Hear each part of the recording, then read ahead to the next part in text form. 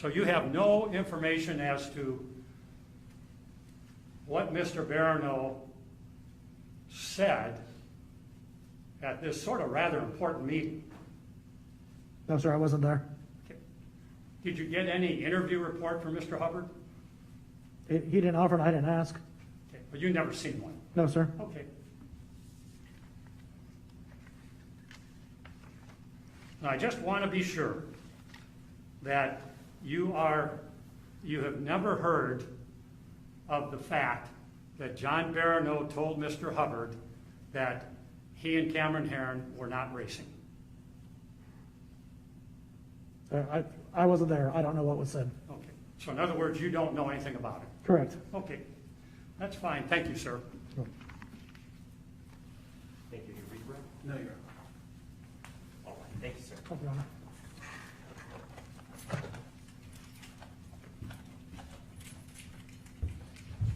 Yes, one, just yes.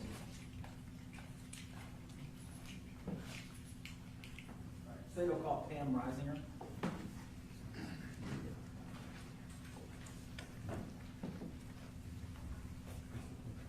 Raise your right hand. Do you solemnly swear or affirm the testimony you're about to give is the truth and the truth and nothing but the truth? Will you please have a seat?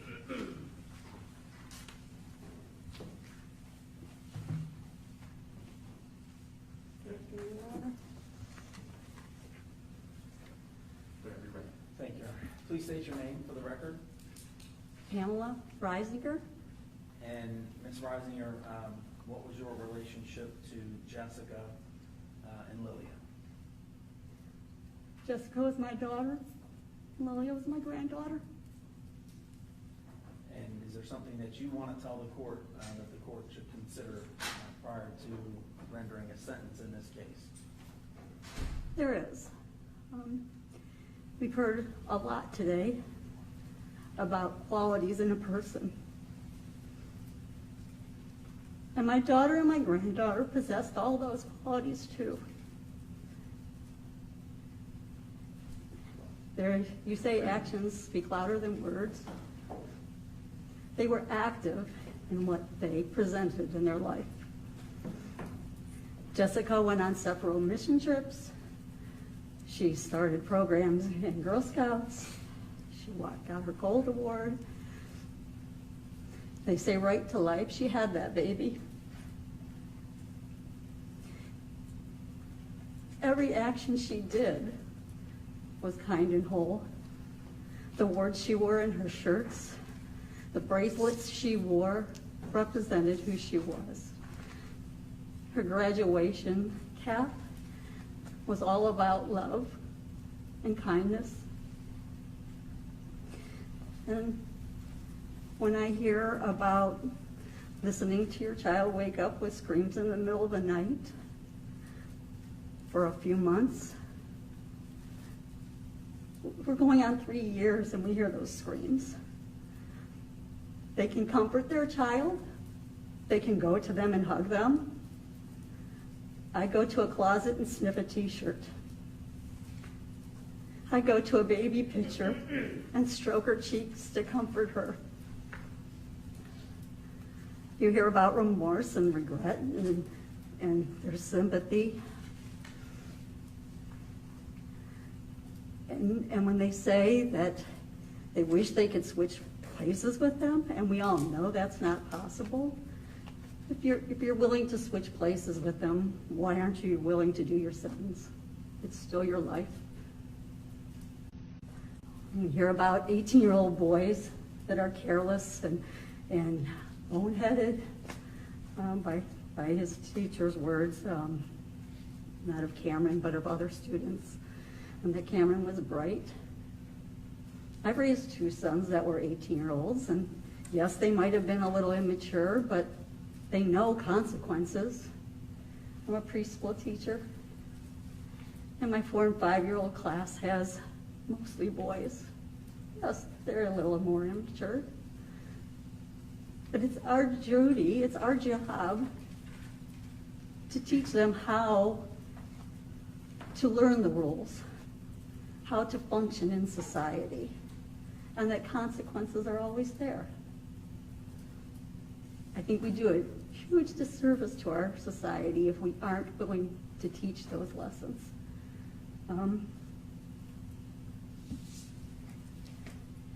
You know, we have our faith too. We also are Catholics. And I do believe that there is still forgiveness, but I also believe that there's a price to pay. I think the city of Tampa, when they had the memorial,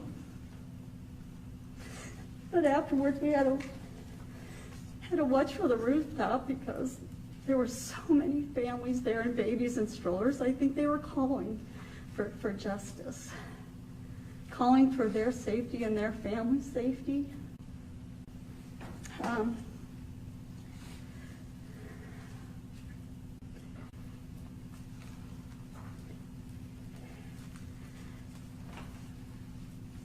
You know, we also have a perspective on this. So I don't want to seem that I don't feel for the Heron family. I do. But their perspective on what they've lost can't compare to two sweet souls crossing the street coming home from a parking lot. They weren't residents here. The Herons are residents here. They drove up that street every day. I can't believe that living in that area, there wasn't an awareness that people cross that street. There wasn't an awareness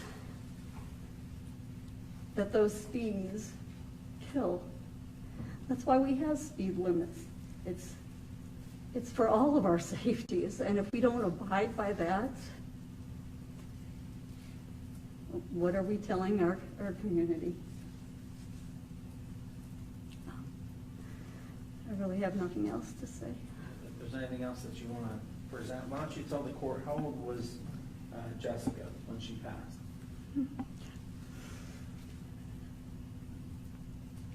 Was she 23? I've lost track of time.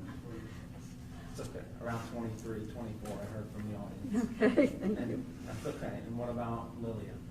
Lily wasn't even 2. And at that time, did you have any other grandchildren at that time? Yes, I have 2 grandsons. Henry and Charlie was just a baby. He was just born.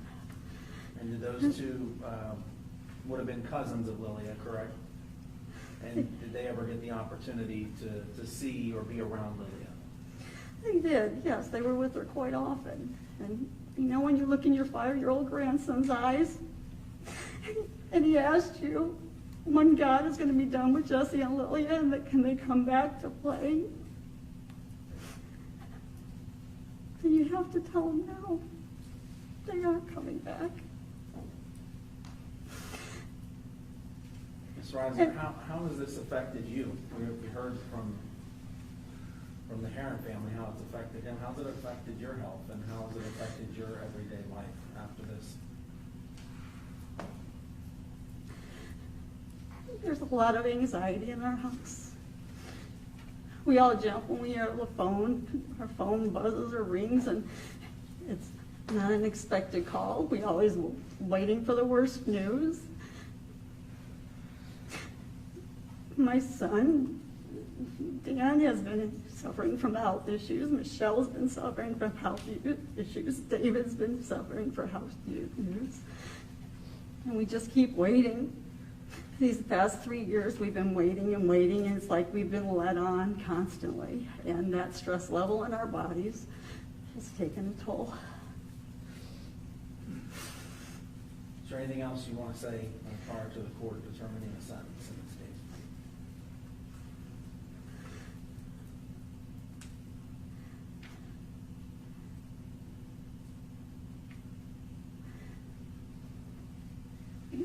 Judge, I have 4 children. And when people ask me the common courtesy question when they meet you, how many children do you have? You have to stop and think of your answer. You know, I have 4 beautiful children, but there's only 3 of them now. I just think that in raising children to be functioning members of society, I think there's hard lessons to be learned along the way. And I don't see how there can be a lesson learned if there's not a just punishment. And I just hope that everybody sees it's not for the wanting to see them suffer, but it's for wanting the lesson to be learned. All right, thank you, that's all I have for Ms. Rosier. No, Your Honor. Thank you. Thank you.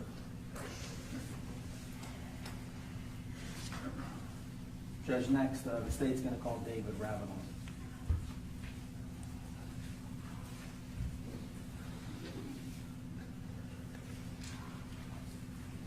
Your Honor. Raise your hand. Yes, Do you solemnly swear or affirm that the testimony you're about to give will be the truth, the whole truth, and nothing but the truth? that's right.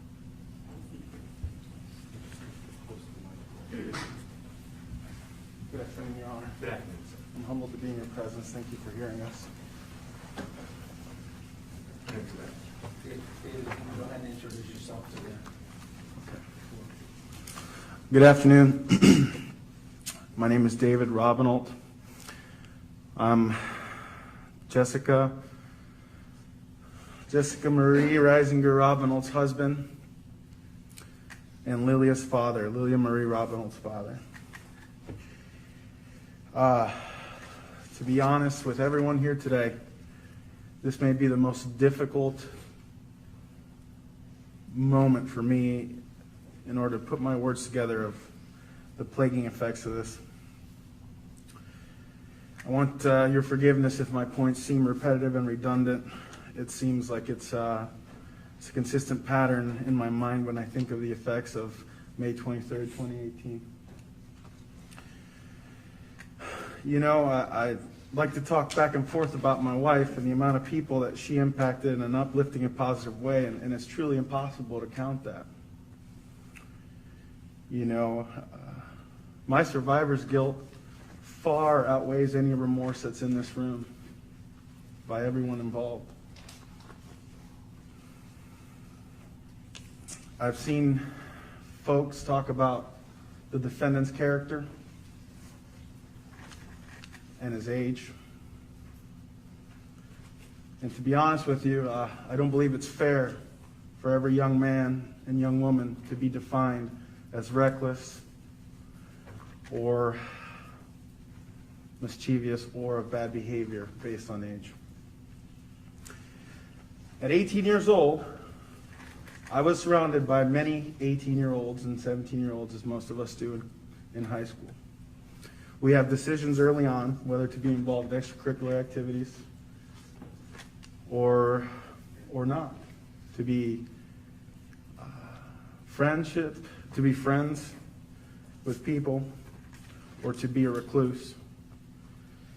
I have to tell you that I have met extraordinary people that have grown into their 20s that have never wavered and changed in their excellence.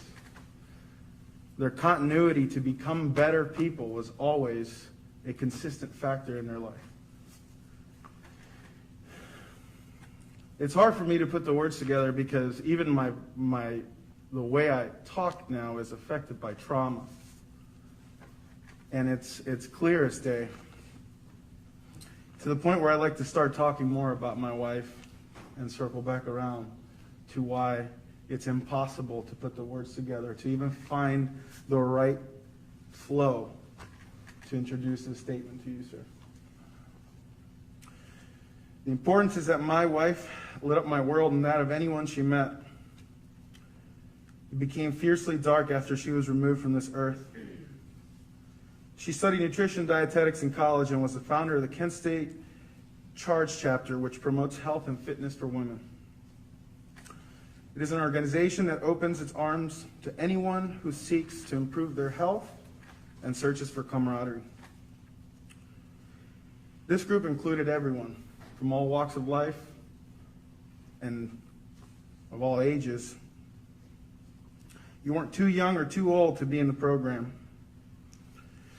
Shortly after this, it became the largest chapter of this organization and part of her legacy. She was the center of the group and the emotional support of anyone who needed it. She made me better. She was exemplary. She was a student athlete.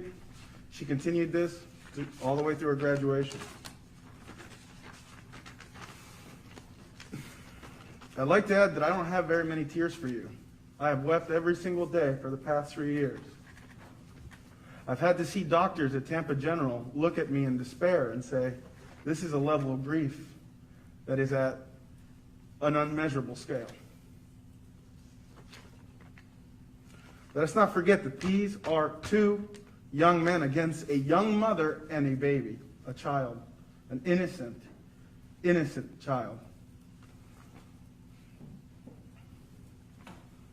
You've made me regret so many things. You fill me with remorse. What is the price of our family's humiliation to you?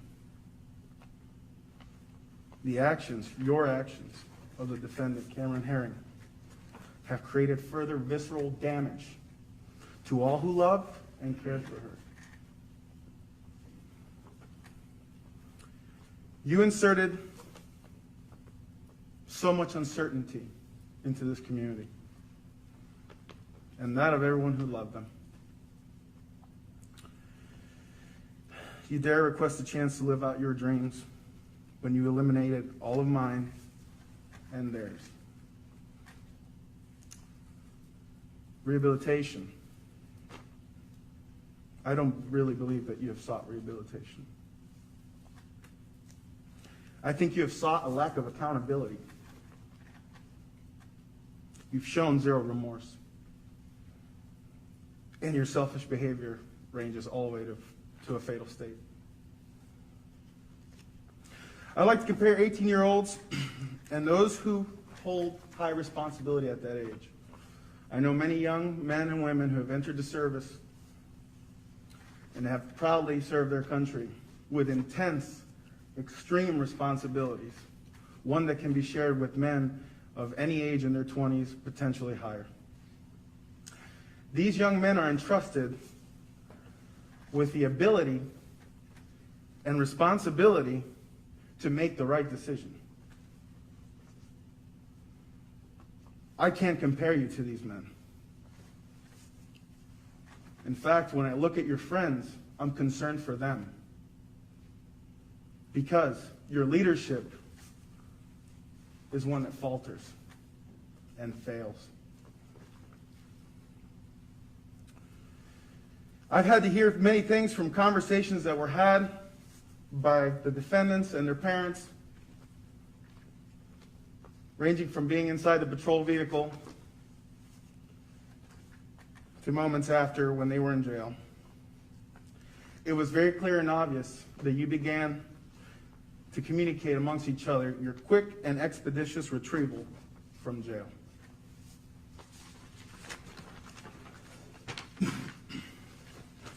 I want you never to forget that you have caused thousands of people to cry. I want you to think about that. For 30 years, the vigil alone that was held by the beautiful mothers and family members of Tampa Bay, Florida, was an honest reminder that we do not stand for your behavior, and we will not tolerate it. At an early age, I recognized a few things. Any misconduct would jeopardize my ability to create a career and thus hinder my ability to provide and shelter my family. The entire sequence of my late teens and 20s was always consistent.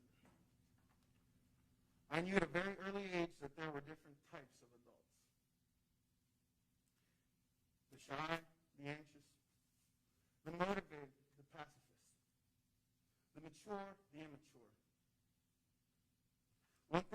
for certain, I believe the vast majority of them knew right from wrong.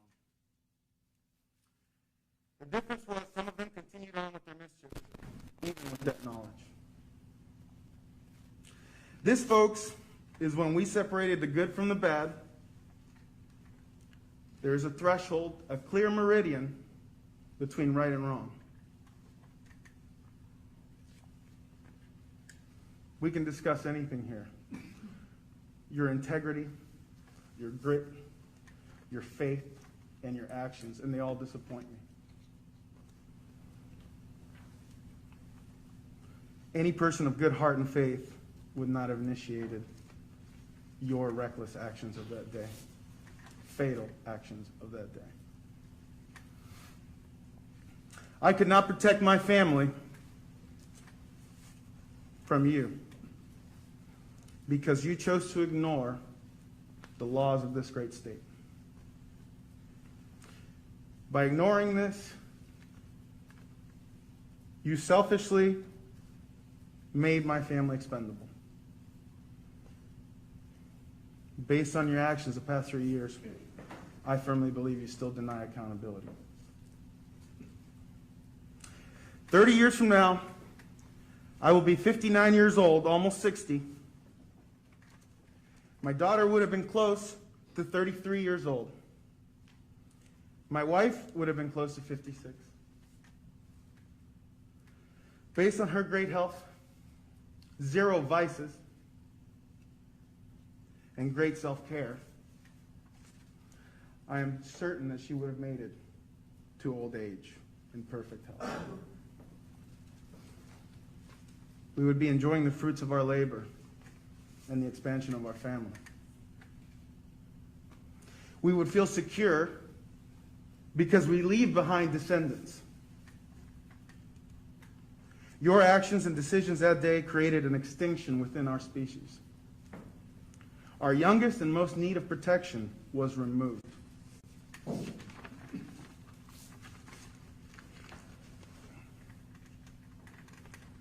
It is critical for you to understand that you've created everlasting pain and depths of sorrow. Because of your existence, 2 beautiful, innocent lives were denied a full life. You eliminated their voices from this earth, this time and space. You left me without access to the treasures of my heart. You left me here as a widower and childless father. Your actions terrorize me and haunt me to this day. I had to carry their ashes in a box.